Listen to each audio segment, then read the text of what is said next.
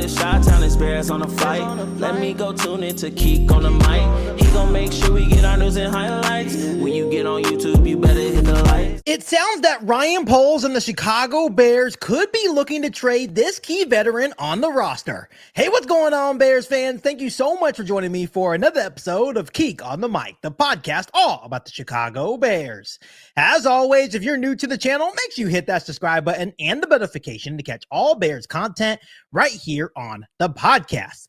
So, Bears fans, as we all know, General Manager Ryan Poles has done an outstanding job on really bolstering this roster in many different areas of needs this offseason. We talk about what he did, giving Caleb Williams extra weapons on the outside and Luther Burden and Colston Loveland, adding the hot name head coach in Ben Johnson, adding to the defense with Dayo Odengbo and Grady Jarrett. But the biggest acquisitions of the offseason for Ryan Poles and the Bears is what he did to this offensive line, adding Joe Thuney via trade, adding Jonah Jackson via trade, adding the best center in the free agency market in Drew Dahlman. The interior of the offensive line is revamped, and it only took one offseason of work for Ryan Poles and the Chicago Bears. But the biggest question mark going into the summer and going into training camp for the Bears is who is going to be the starting left tackle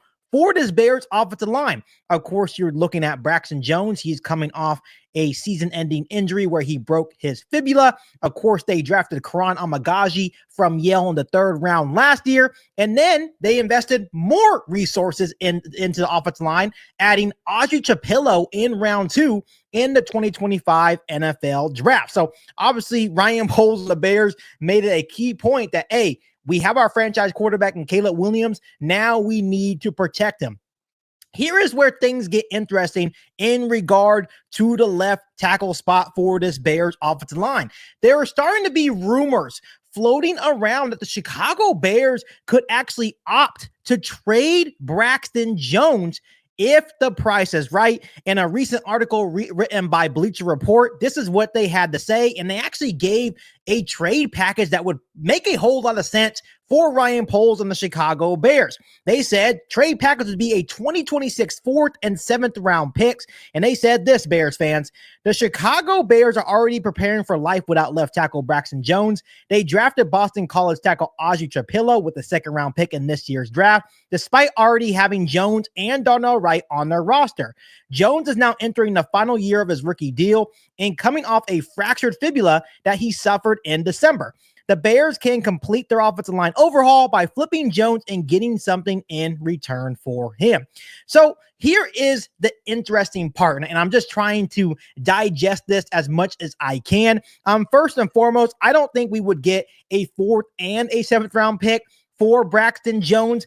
I think we can probably get like a solid 5th or 6th. I don't think we're gonna get multiple picks for Braxton Jones. For him being a 5th round pick, he has been a solid player, not a great player, but a solid player for this Bears offensive line. My dad and I always have conversations about Braxton Jones.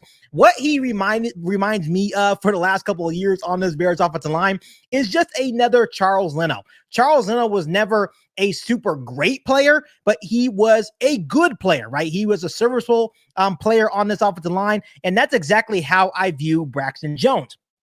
Here is why this is why trading Braxton Jones will make a whole lot of sense for Ryan Poles and the Bears. For starters, he is coming off a broken fibula. There's no telling on how he's going to return, if he's going to be able to return to form. We do know that he is not going to be ready for the start of training camp, which means extra reps for Karan Amagaji and Audrey Chapillo. And obviously by drafting Audrey Chapillo this year kind of signals that they are trying to create extra competition at the left tackle spot. So now you can really see with Braxton Jones sideline for possibly most of training camp, you can really see what you have in Audrey Chapillo and Karan Amagaji. I did report during OTAs that Karan Amagaji was taking first team reps and then Audrey Chapillo was taking second team reps. That can obviously change as we go into training camp, as Ben Johnson, Ryan Poles, and the Bears organization are probably going to want to see every single combination to make sure they get the best starting 5 to protect Caleb Williams within the Chicago Bears offense. When you really think about this as well, why it makes sense to, possibly trade Braxton Jones is he's in the final year of his rookie deal as well. And if you really looked at this free agency, the tackle market was absolutely insane. They were getting paid $20 million plus per year for basically average players. And right now, when we're looking at Braxton Jones, once again, he's a good player, not a great player. A lot of Bears fans would probably even say that Braxton Jones is an average player. I think for a 5th round pick, he has exceeded expectations, but we kind of know that his ceiling is just probably not going to get any better than what we have seen in the past. So Ryan Poles and the Bears can decide that, hey, we want to keep Braxton Jones and he comes out and he might maybe balls out, right? Then you're probably going to have to consider paying him $20+ million per year, or you can trade him away and you can have two, to me, pretty good guys in Karana Magaji and Aji Trapillo on rookie contracts that can possibly have a higher ceiling than what Braxton Jones has.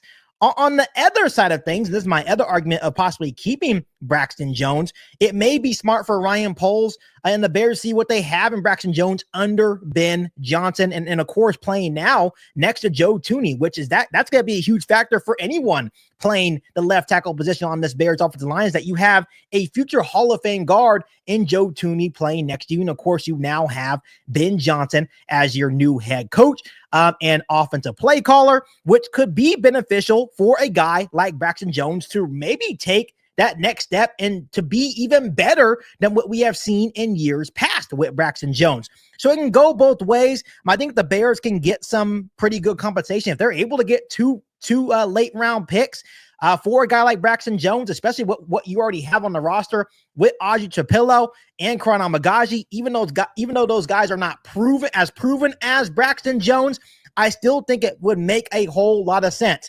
It does suck for Braxton Jones because once again, he is still recovering from that broken fibula. I would definitely be more of an advocate of seeing what Braxton Jones does within this Ben Johnson's offense before, Ryan Poles and the Bears just go out on the limb and just trade him away. It would have to make sense for both the Bears and obviously Braxton Jones as well. But I just don't think Ryan Poles going to want to pay Braxton Jones $20 million plus per year, especially if Aji Trapillo and Karana Magaji are showing really good flashes in the reps that are going to be given while Braxton Jones is sidelined and recovering from that broken fibula injury. So it definitely goes both ways, Bears fans, but I would definitely love to hear from you guys down below in the comment section. If there's an opportunity to trade Braxton Jones away and get some extra draft capital, would you guys be an advocate of trading Jones away and getting a couple extra draft picks for the 2026 NFL draft?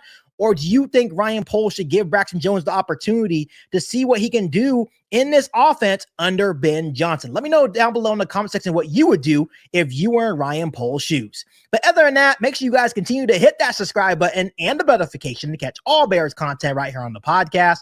Make sure you follow me on all my social media platforms, and make sure you share this episode of Keek on the Mic with every single Bears fan that you know. But other than that, be back for our all new Bears podcast right here on Keek on the Mic. Thanks, guys, and as always, bear down. You ain't bout it, you ain't bout it, you ain't Keek on the mic. You ain't bout it, you ain't bout it, you ain't Keek on the mic. You can go and subscribe cause I be on it right. You ain't bout it, you ain't bout it, you ain't Keek on the mic.